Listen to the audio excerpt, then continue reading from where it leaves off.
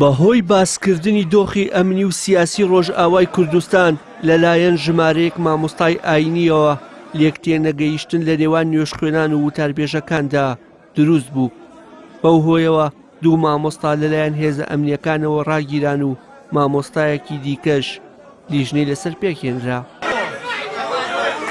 16 کانونی دووەم هاوکات بوو لەگەڵ ڕۆژی هەینی نوێژخوێنانی نزیک مزگەوتی بەختەوەری لە گەڕەکی ڕاپەڕینی شاری سلێمانی هاوشێوەی تەواوی ئیماندارانی هەرێم بۆ جێبەجێکردنی ئەو ئەرکە ئاینیە ڕوویان لە مزگەوتەکەیان کرد. مامۆستا هەڤاڵ فارس کە وتاربێژی خۆبەخشە لە مزگەوتی بەختەوەری شاری سلێمانی وتاری ئەم هەینەی تایبەت دەکات بە پرسی ڕۆژئاوای کوردستان.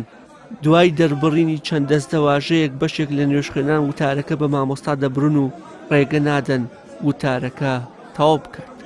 بەهۆی دروستبوونی گرژیەکانەوە هێزە ئەمنیەکانی سلێمانی دەچنە مزگەوتەکە و مامۆستا دەستگیر دەکەن و وتەبێژی ئاسایشی سلێمانی لە ڕوونکردنەوەیەکدا دەڵێ بە بڕیاری دادوەری لێکۆڵینەوەی ئاسایش تۆمەتباری ناوبراو بە مادەی 240 لە یاسای سزادانی عێراقی ڕاگیراوە و لێکۆڵینەوە لە دۆسیەکەی بەردەوامە. ئیتر چوویە سەر باسی ڕۆژئاوا و سووریا و کۆمەڵەشتی تر ئەوە بوو کۆمەڵە کەس تەحەمولی نەکرد تەشەنوجێ دروست بوو. ویسیان مامۆستا بێن نەخوارەوە کۆمەڵێک دەوری مامۆستایان گرت بۆی خوا نەخواستە شتێ دروست نەبێت شتەکە گەورە نەبێتەوە. کۆمەڵەکە ویسیان هێنایە نەخوارەوە.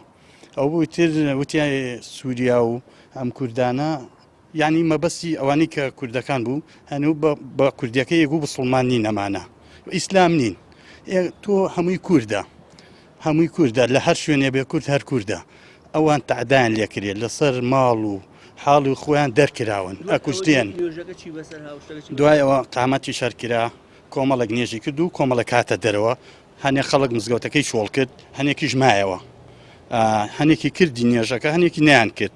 ئیتر ئەوە بوو دوای ئیتر ئەوە بوو جەماعەتی یاساژنەتن مامۆستاشیان برد بۆی شتەکە گەورە نەبێتەوە نیانێش شتەکە گەورە بێتەوە و ئیتر ئاوا بوو ئینەکە مامۆستا بەڵێ ئیستا نازام حالێن حازل لەکوێتر ئەوان بردیان بۆی شتەکە گەورە نەبێتەوە کۆمەڵێکیش هینێکان دروست کرد بە دەور مامۆستایە بۆی خەڵک پەلەماری نەیە. وڵای وتارەکە 35 دقە بوو لە پێشە باسی تۆزی حەدیسی خێنە دوای حەدیسەکە باسی کوردانی سووریای کرد بە خراپە تر دوایەوە خەڵکە بەرامبەری ئەڵسان و مامۆستایان نایە خوارەوە.